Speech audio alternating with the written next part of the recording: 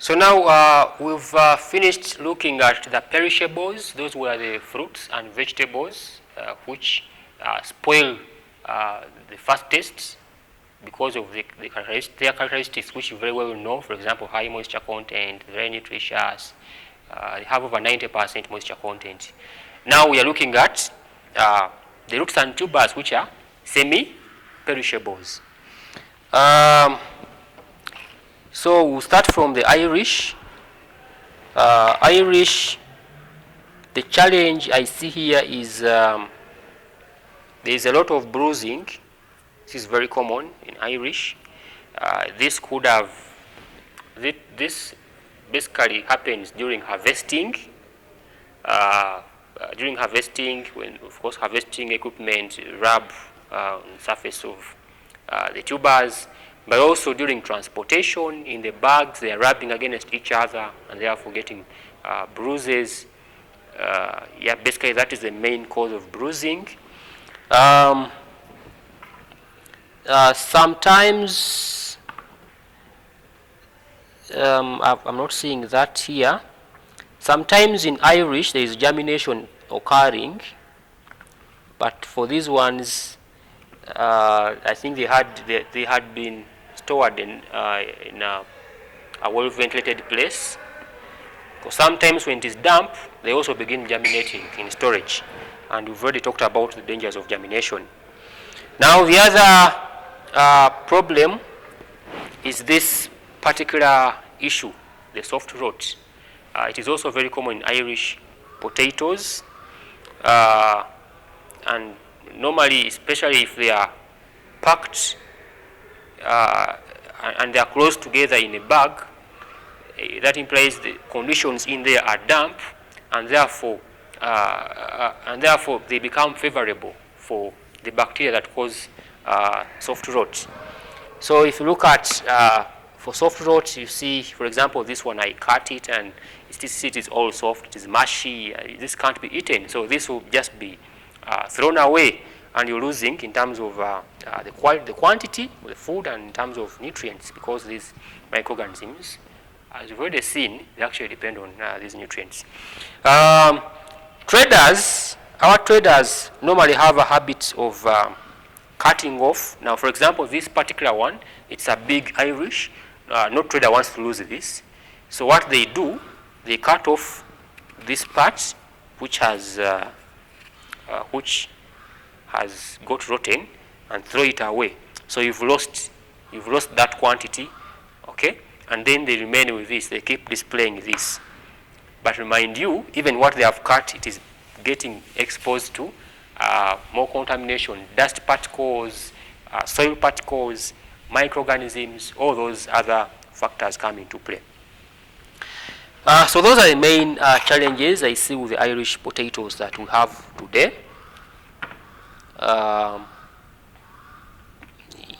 Yeah, sometimes there is something we saw in carrots. It is also common in Irish potatoes. Sometimes when you have Irish potatoes that are green, that have a green part, that is a pre-harvest factor which I described in carrots. We don't have those for this particular batch. The next is yams. So these yams, the main challenge is again these cuttings. Sometimes they are intentional. When the trader sees that this part is rotting, they cut. Okay, so by the time, if it is not bought as quickly as possible, you find this is also rotting, so you keep cutting, and as they are cutting, they are losing in terms of quantity and quality, but also exposing to microorganisms. Actually, interestingly, when you touch here, this particular one was beginning to rot. It is a bit soft.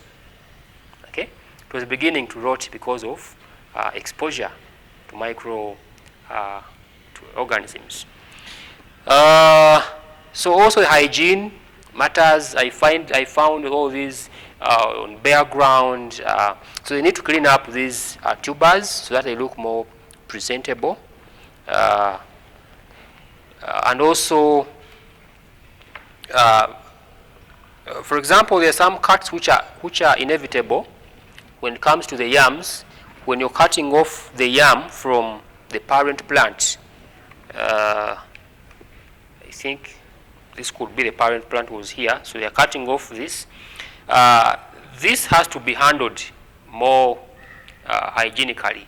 Okay, much as you've got this from the parent plant, the next step should be a step that ensures that this part heals, but in hygienic conditions. Okay, because this is able to heal itself if you place it under for a few days under the sun. It is able to. The process is called curing, which you must have covered during class. But now you see there is a lot of soil here. This is contamination.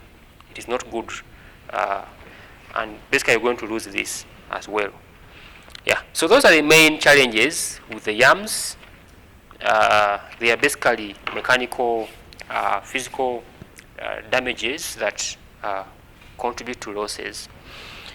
Cassava, it was still the same things, similar to yams, but the other main thing is the bruising. Cassava gets bruised, and we've already seen what the effect of bruising is in our fresh produce.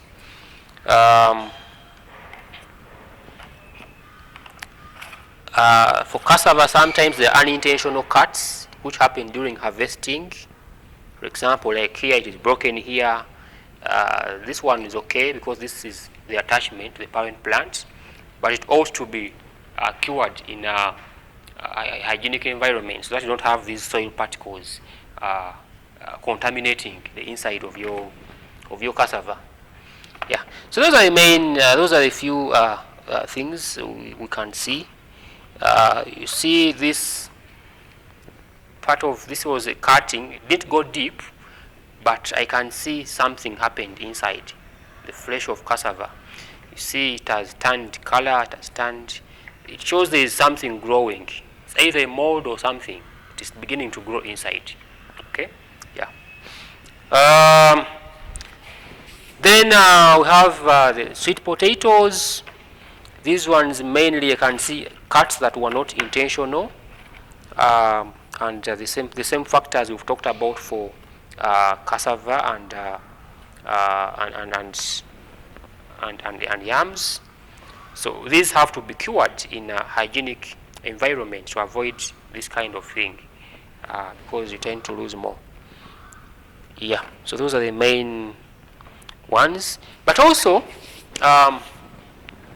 one other thing that is a challenge here is the level of maturity of these tubers. For example, if you look at these sweet potatoes, they are of different sizes, they have different sizes, they're basically mixed up. Okay? So if you want to hit the export markets, you will not be able to sell these the way they are. You have to standardize in terms of the size, in terms of the levels of maturity of your root tubers. So I think that is it for the root tubers. Plantain is not a root tuber, but one of the issues is the bruising. These bruises are very common. They are very common in the market because they normally during harvesting,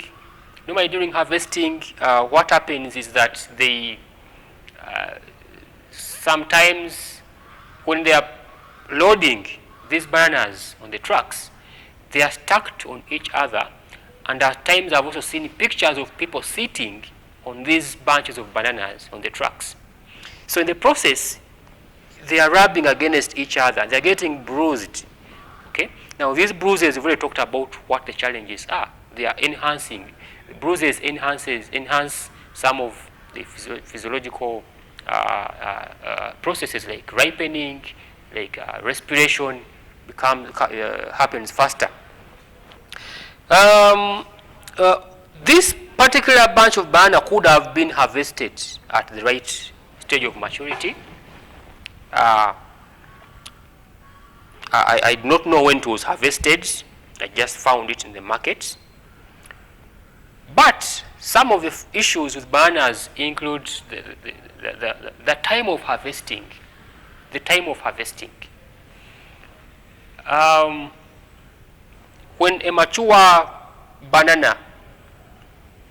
bananas are harvested, for example, during hot weather, if you harvest, for example, at midday when the sun is up there and temperatures are high, then the challenges are that you're going to have these bananas at high temperatures, and during transportation, you're again exposing them to more of these high temperatures, and the higher the temperature, the higher the rate of respiration, the higher the rate of ripening, okay? The higher the rate of those physiological processes. So the time of harvesting is also an issue with the bananas, but also the method of harvesting. Most of our people, they don't put anything on the ground. They just cut with the panga and then the thing falls. It falls on the ground. When it falls, you see some of these ones are broken, are squashed. This is physical damage. They are squashed. This could happen during harvesting, but could also happen during loading and offloading. Okay, I see these people the way during offloading, sometimes they just throw it on top of the other bunches, and in that process, you're getting more breakages. At times, I think these had been removed intentionally, but at times you find when there are certain fingers missing due to those losses. Sometimes even as the truck is moving from wherever the bananas are being harvested, let's say from Barada to Kampala, some of these fingers remain, which have broken off, they fall on the roadside as the truck is coming to Kampala, and that is a source of loss. There is also some broken, there is also a finger here that is broken not because of mechanical damage. This kind of opening happened in the field. Normally when these bananas stay in the field, when they are already mature and they stay in the field for some time, during conditions of high moisture content, especially high during rainy seasons, when there is enough water in the soil, there is a high amount of water available for the plant in the soil. It means these banana fingers are going to take in more water in excess, and this is what brings about this opening because of the process called exudation. Yeah. So I think that is it for the bananas. So we've looked at the fruits, we've looked at the vegetables, we've looked at the bananas, and unless you have questions, which we shall also handle, in our coming next meetings. So basically what we would require of you is to, after having identified the different defects in our fresh produce, we require of you to suggest possible mitigation mechanisms, possible ways by which these defects can be prevented from happening.